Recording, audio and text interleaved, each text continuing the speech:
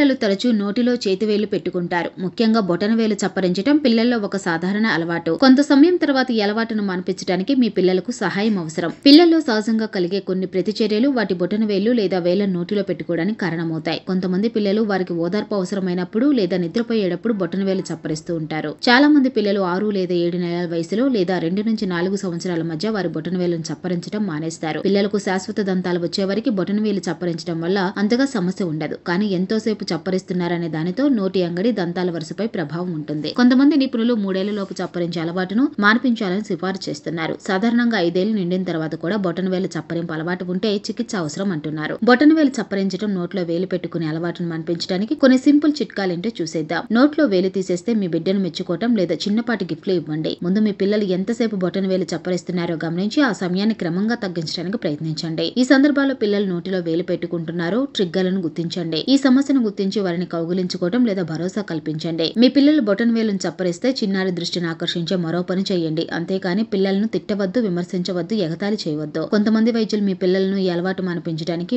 వేలుకు చేతు పదార్థం రాయడం, బొటనవేలుకు కట్టు వేయటం లేదా రాత్రిపూట చేతిని గుడ్డతో కప్పడం వంటి సిఫార్సులు చేస్తారు. కొంతమంది పిల్లలకు బొటనవేలు చప్పరించడం మానేయటం చాలా కష్టమైన అలవాటు. ఈ అలవాటు మాన్పించడానికి మీ పిల్లలపై ఎక్కువ ఒత్తిడి పెట్టడం వల్ల ఈ ప్రక్రియ ఆలస్యం అవుతుంది.